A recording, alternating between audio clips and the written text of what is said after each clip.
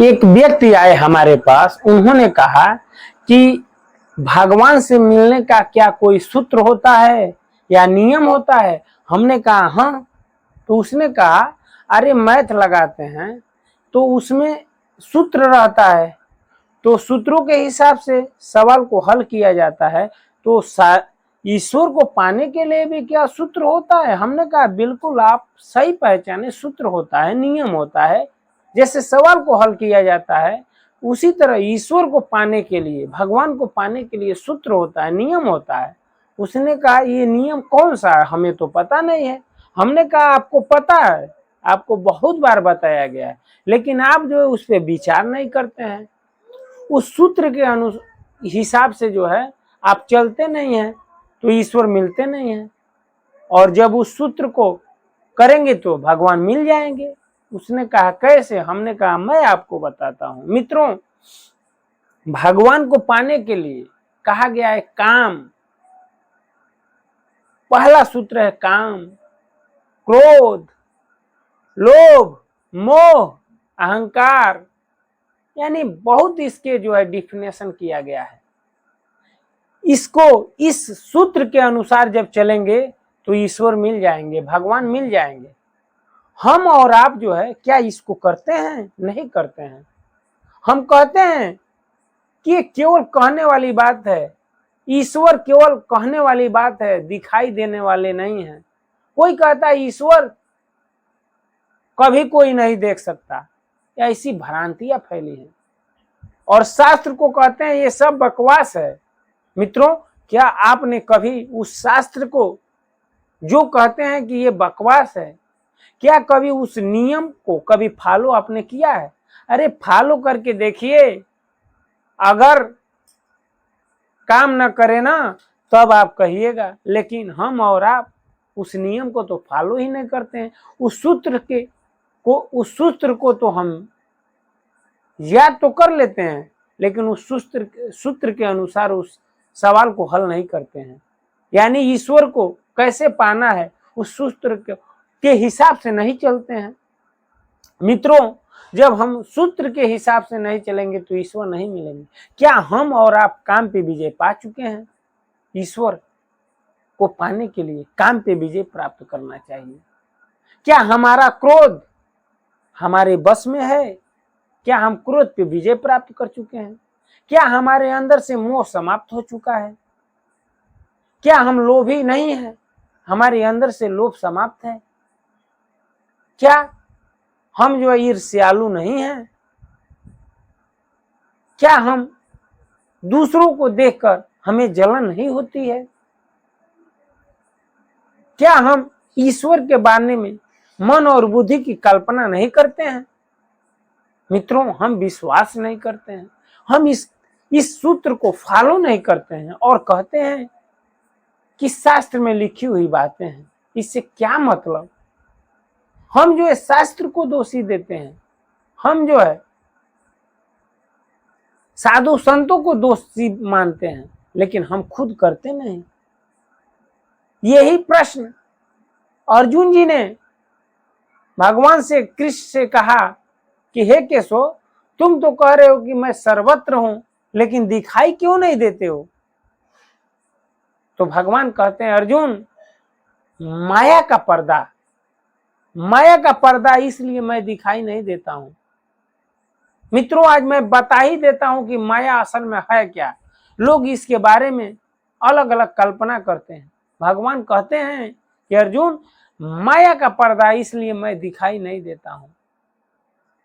कहते हैं कि जैसे मान लीजिए मित्रों, पर्दा का मतलब यह है कि हमारी आंख जो है आपके सामने है, लेकिन ये हाथ का पर्दा मान लीजिए आ गया, तो क्या मेरी आंख दिखाई दे रही है? नहीं दे रही। उसी तरह कोई पर्दा के पीछे है तो दिखाई नहीं देता है, लेकिन जैसे ही आप पर्दा को हटाएंगे, जैसे ही हमने अपने हाथ को हटाया तो आंख दिखाई देने लगी, और लगा लिया तो नहीं। इसी तरह भगवान कहते हैं कि मैं सर्वत्र हूं, मैं व्याप्त हूं हर जगह, लेकिन मैं दिखाई इसलिए नहीं देता हूं कि जो है पर्दा माया का पर्दा है। अहम अहम अहम का, यानी वो कौन सा है अहम? अहम यानी अहंकार। यही माया है ना। माया कोई और थोड़ी है। हम इतने बड़े अहंकारी हो जाते हैं, हम कहते हैं कि मैं सब करता हूं, मैं जो है इतना पैसा कमाता हूं, मेरे पास बल है, मैं बलवान हूं, मैं पहलवान हूं, मैं ज्ञानी हूं, मैं वक्ता हूं, मैं बड़ा वंश का हूं। यानी मैं का मदिरा पी पी कर हम मस्त हो गए हैं। तो क्या हमें कुछ दिखाई देगा? माया यही ना है, उसके रूप हैं अलग अलग। अहंकार भी तो माया है, काम भी माया है। हम इतने कामी हो गए हैं कि हमें लगता है कि इसके सिवा कुछ है ही नहीं है। लेकिन वास्तव में मित्रों देखा जाए तो क्या है? हाँ, काम को आप समझेंगे तो काम वरदान भी है, लेकिन हम काम को जो है वरदान नहीं, हम जो है अधर्म तरीके से यूज करते हैं। काम तो बहुत बड़ा सूत्र है, संसार को चलाने के लिए जरूरी है, लेकिन हम जो है राक्षस बन चुके हैं, कामी हो गए हैं। हम जो इसके सिवा कुछ दिखाई नहीं देता है। ये भी तो पर्दा है ना, यही तो माया का पर्दा है। लोभी कितने बड़े हो गए हैं, हमें जो है अपना पराया दिखाई देता है। हमारे बच्चे पड़ोसी के बच्चे खेल रहे हैं और उसी बच्चों में अपने बच्चे को कोई 2 थप्पड़ मार दिया, भले ही अपने बच्चे में दोष है और वो मारा, तो हम जो है 2 थप्पड़ जो है पड़ोसी के बच्चे को मार देते हैं, ये जानते हुए भी कि मेरे बच्चे में दोष है। लेकिन हम इस लोभ में पड़ जाते हैं कि मेरे बच्चे को उसने मारा। हम कितने बड़े लोभी हैं, हम भेदभाव करते हैं। तो कैसे ईश्वर मिलेंगे? इन सूत्रों का फॉलो हम कब करते हैं? कहा गया है कि इन सूत्रों को जो है, काम को, क्रोध को, लोभ को, मोह को, अहंकार को हटा देना है। यही सूत्र तो है ईश्वर से मिलने के लिए, भगवान से मिलने के लिए। लेकिन हम तो करते नहीं। हम जो है इतने बड़े लोभी हो गए हैं कि दोष को देखते ही नहीं है। हमें जो है केवल दोषी दोष दिखाई देता है। अपना लड़के की बात आई तो भले ही गलती अपनी है, लेकिन हम लड़ जाते हैं। ये लोभ नहीं है तो क्या है? कैसे ईश्वर मिलेंगे? और हम शास्त्र को दोष देंगे। कितने बड़े क्रोधी हो गए हैं। अगर आपको आपके हिसाब से कुछ नहीं मिलता है तो आप अगले पे इतना क्रोध करते हैं, उससे गाली देने लगते हैं, मारने लगते हैं और कहते हैं कि परमात्मा दिखाई नहीं देता, ईश्वर दिखाई नहीं देते। ये कहने वाली बात है? क्या आपने इस सूत्र का फॉलो किया? क्या अपने जीवन से क्रोध को निकाल दिया? आप